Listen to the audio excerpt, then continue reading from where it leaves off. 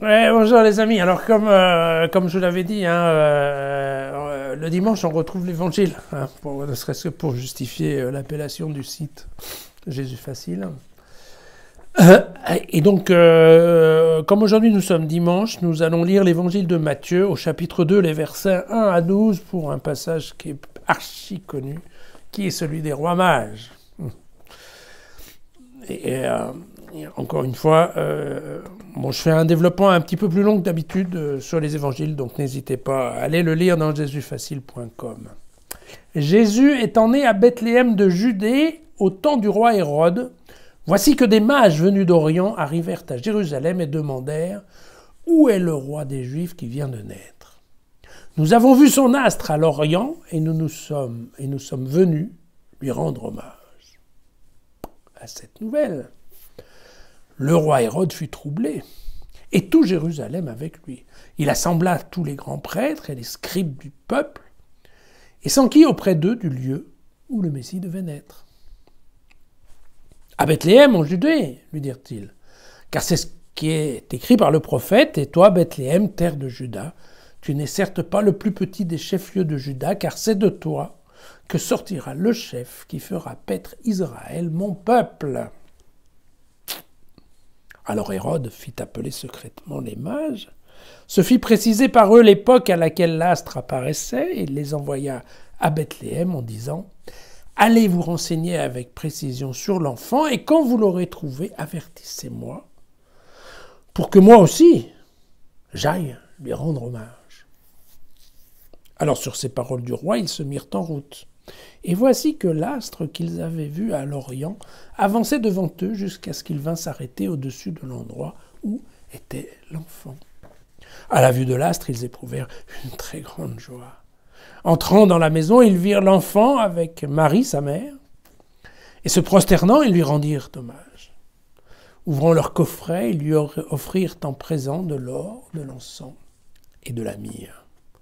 Puis divinement avertis en songe de ne pas retourner auprès d'Hérode, ils se retirèrent dans leur pays par un autre chemin.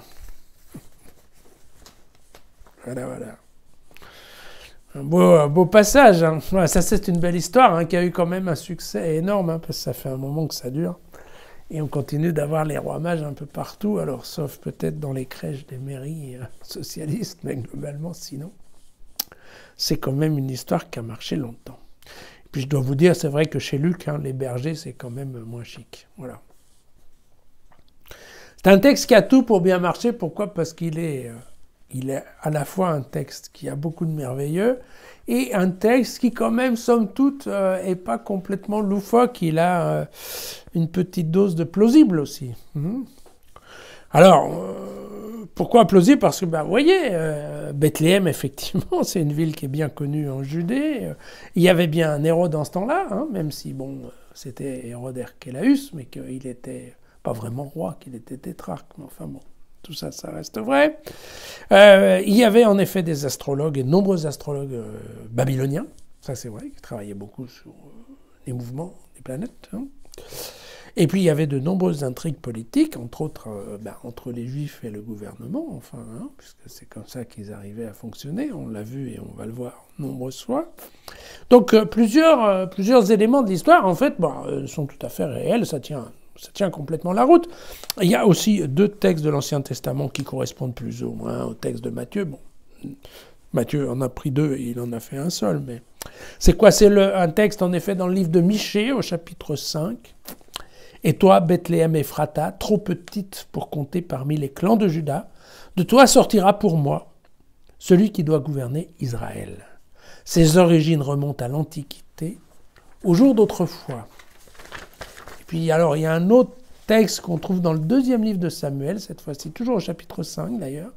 « Il y a longtemps déjà, quand Saül était notre roi, c'est toi qui faisais sortir et rentrer Israël. Or le Seigneur t'a dit, c'est toi qui feras paître Israël, mon peuple, et c'est toi qui seras le chef d'Israël. » Oui, on prend les deux morceaux, on va piocher un paragraphe d'un bouquin et l'autre, on en fait un verset, et ça marche.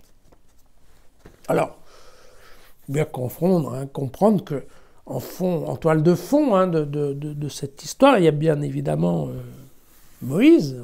Vous vous souvenez que Moïse est né à un moment où Pharaon avait décidé d'éliminer tous les garçons juifs. Donc vous voyez, Moïse lui aussi se trouvait exactement dans cette situation d'un petit enfant que l'on cherche à exterminer.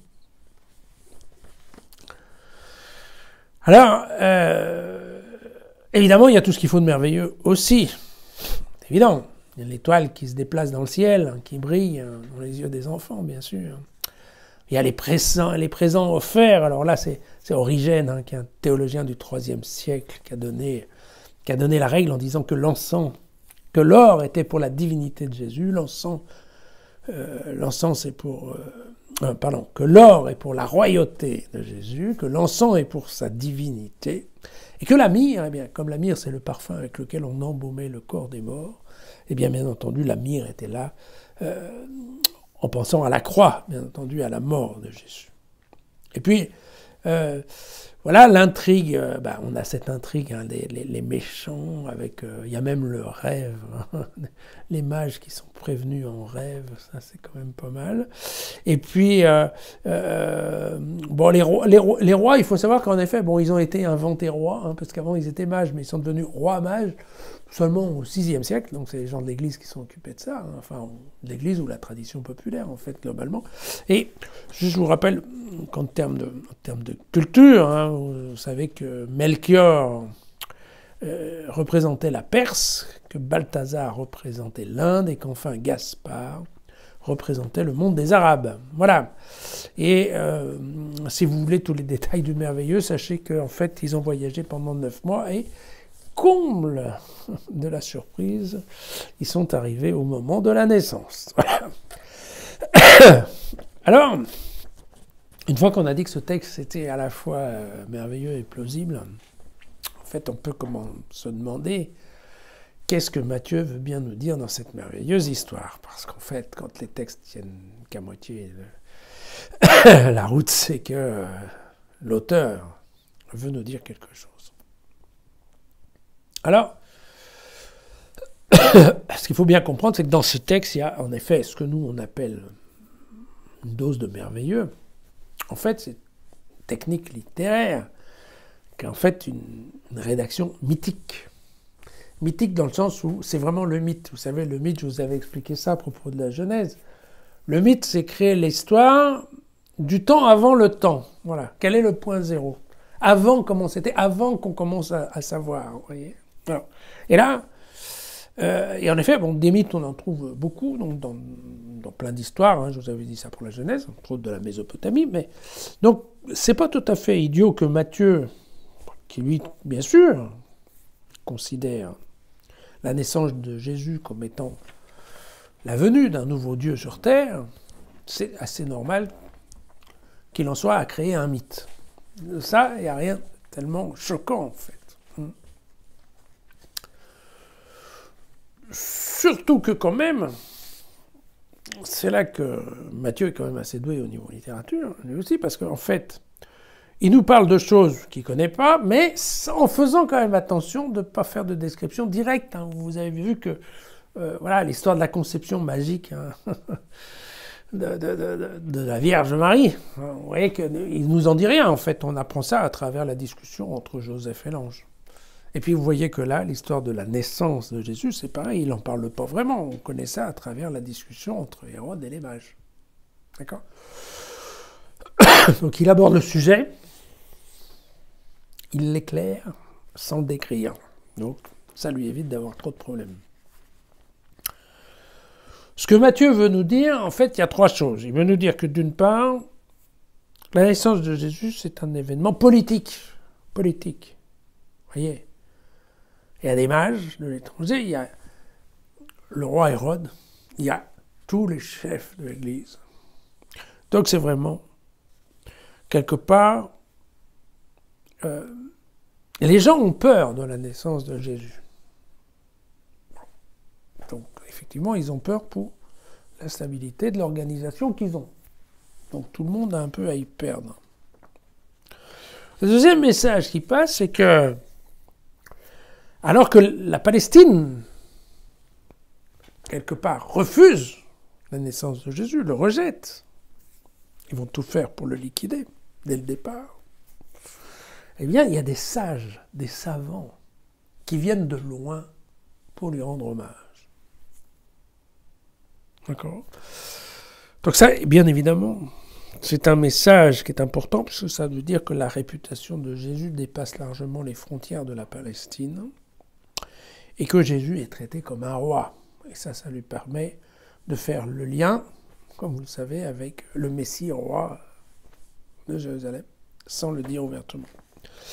Et puis, il y a une troisième chose qu'il veut nous dire, c'est que Jésus a une bonne étoile, ou plutôt, il y a une bonne étoile qui veille sur Jésus, vous voyez. Il est en danger.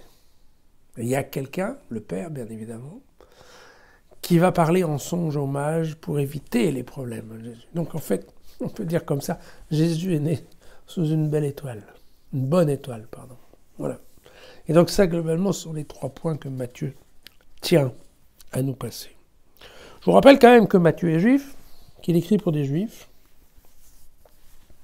et que donc, bien évidemment, il y a bien cette idée d'un nouveau Moïse. Vous savez que cette histoire-là, on la voit tout le temps dans l'évangile de Matthieu, mais dans les autres aussi. Normalement, ils aiment bien ce truc-là, même Jean. Et donc, cette histoire de nouveau Moïse, il faut bien voir que ça fait rapport à un passage du livre de Deutéronome, au chapitre 18, c'est facile, le verset 18.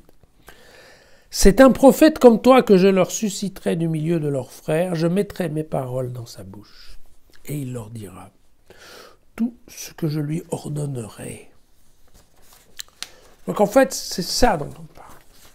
Donc Matthieu nous parle. C'est l'arrivée d'un nouveau Moïse. Et ce nouveau Moïse, évidemment, il dérange. Il dérange les Juifs. Il dérange Hérode parce que un nouveau roi.